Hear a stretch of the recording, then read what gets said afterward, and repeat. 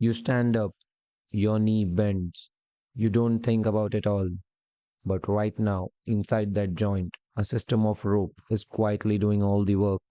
Not bone, not muscle, rope. And you've never felt a single strand of it. Your knee looks solid from outside. Skin, kneecap, a hinge that folds when you walk. But underneath, it's one of the least stable joints in your entire body. The bones don't lock together. They don't interlock like puzzle pieces. They just rest against each other, balanced, held in place by four main bands of tough fibrous tissue. These are your ligaments, and they act exactly like a rope.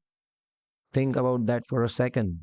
Every step you take, every stair you climb, every time you pivot to catch a ball, your thigh bone and shin bone are being kept from sliding apart by cords you can't see and can't feel unless something goes wrong. There's the anterior cruciate ligament crossing diagonally through the center of the joint, stopping your shin bone from sliding forward. There's the posterior cruciate ligament crossing the other way, stopping it from sliding back. Two more ligaments run along the sides, resisting sideways force. Together they form an X and a frame like scaffolding wrapped around the joint that would otherwise fall apart under its own load. Why would evolution design a joint this way? Why not just fuse the bones and skip the rope entirely? Because a rigid joint can't bend, and the body that can't bend can't run, can't climb, can't outmaneuver a predator or chase down a meal.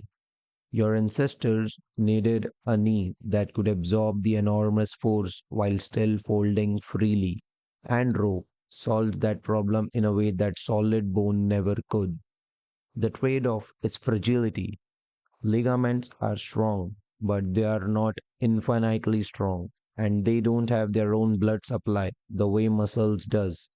When one tears, it doesn't heal the way a cut on your skin heals. Researcher Savio Wu, who spent decades studying ligament biomechanics at the University of Pittsburgh, found that the anterior cruciate ligament can withstand roughly 2000 newtons of force before failing. But a single awkward pivot, especially with the foot planted at the knee twisting, can exceed the threshold in an instant. That's why so many ACL tears happen not from contact but from a sudden change of direction. The rope simply runs out of a give. Here's the part that surprises most people. A 1998 study led by physician Freddie Fu at the same university mapped the ACL and found it isn't one uniform cord at all. It's actually two separate functional bundles twisting around each other, tightening and loosening at different points in the knee's range of motion. Your body built redundancy into the rope itself. An orthopedic surgeon, Donald Shelburne, who tracked thousands of ACL reconstruction patients over his career, documented something else worth sitting with. People can walk, even jog with a torn ACL because the surrounding muscles quietly compensate.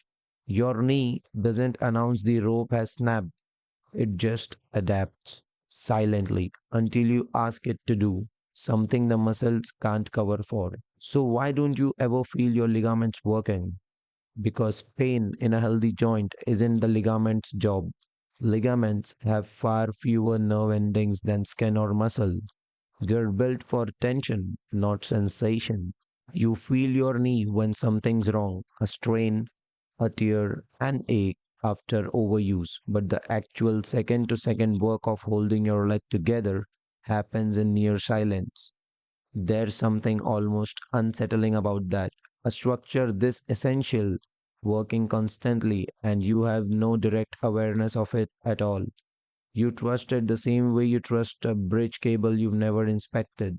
You just walk across it. So the next time you stand up without thinking or pivot to grab something behind you, remember what's actually happening.